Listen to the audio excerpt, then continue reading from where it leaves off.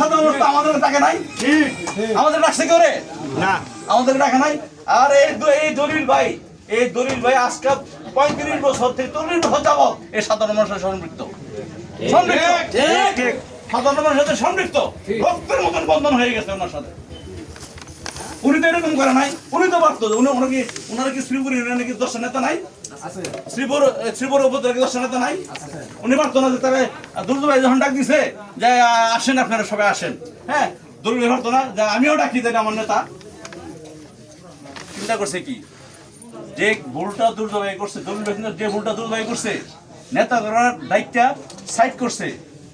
দলিল ভাই চিন্তা করছে নেতা করে সাইডে দায়িত্ব নিয়ে গেল গা, সাধারণ মানুষ যাবে কোথায়? সাধারণ মানুষ যাবে কোথায়? সেই কারণে এই জলিল ভাইয়ের নেতা কিন্তু 6000-এর বেশি আছে। এই সাধারণ মানুষের চিন্তা করে জলিল ভাই কিন্তু এই নেতা করে ডাকে নাই, চিন্তা করছে সাধারণ মানুষের কথা। সেই প্রকৃত পক্ষে সত্যি এসে কিন্তু সাধারণ মানুষের নেতা, সাধারণ মানুষের নেতা। আর যারা কিছু মানুষ যে নেতাগুলি আজকে একটা সাইড হয়ে গেছে, এই নেতাদের মধ্যে কিন্তু ধরেন অনেকেরই কিন্তু স্বার্থ জড়িত, অনেকেরই স্বার্থ জড়িত। এমন এক সময় গেছে এই শ্রীপুরে আমি রাজনীতি করি না, কিন্তু রাজনীতিকে আমি ধারণ করে অনুভব করি, আমি রাজনৈতিক শিক্ষা অর্জন করি। রাজনীতি আমার লাগবে না, রাজনীতি করবো না, আমার কোনো চাওয়া পাওয়ার নাই। আমি অ্যাডভোকেট রহমত আলীর দাদা নির্বাচন করছি নিঃস্বার্থভাবে, জীবনে কোনো দিনের কাছে আমি যাই নাই। আমি সবুজ ভাইয়ের নির্বাচন করছি নিঃস্বার্থভাবে, প্রথম মিটিং থেকে নেতারা আমার বাড়িতে করছে, আমি একদিনের জন্য আমি ওনার সবুজ ভাইয়ের কাছে আমি যাই নাই। আমি জলিল ভাইয়ের রাজনীতি করছি নিঃস্বার্থভাবে, এই উপজেলা থেকে আমি ইউনিয়ন নিঃস্বার্থভাবে, আমি একদিন ইউনিয়ন পরিষদ যাই না। মোবারক বলুক মেম্বারের চেয়ার দুইবার এবং এই ইউনিয়ন পরিষদ একদিনকে আমি ইউনিয়ন পরিষদ গেছি, বলুক মোবারক একদিন আমি ইউনিয়ন যাই নাই, উপজেলা আমি একদিনও যাই নাই, কারণ আমার কোনো স্বার্থ নাই, নিঃস্বার্থভাবে আমি কাজ করি।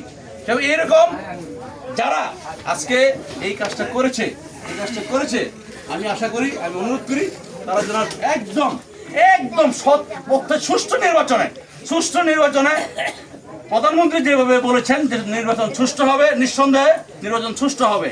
এবং এসপি ডিসি থেকে আরম্ভ করে এবং ইউনো থেকে আরম্ভ করে ইসলাম থেকে আরম্ভ করে সরকারি কর্মকর্তারা সবাই বলেছেন সুষ্ঠু নির্বাচন হবে।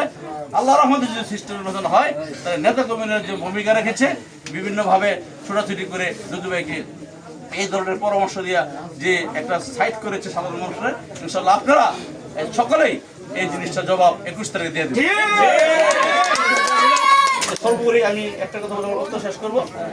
আপনারা এখন কাজ হইল যে মা বোন মার্কা, অনেকে জানা না কি মার্কা কার কি মার্কা, জলিল ভাইয়ের মার্কা নিয়ে একটা সময় বিকেল অথবা সকালে আপনারা এই ঘরে একটু প্রচার যদি করেন, ভোট চান, আল্লাহর রহমতে মনে হয় যে আমাদের অনেক ভোটের জোয়ার, আরো জোয়ার হবে, আরো উপরে উঠবে। আমরা এই জিনিসটা ধরে রাখি।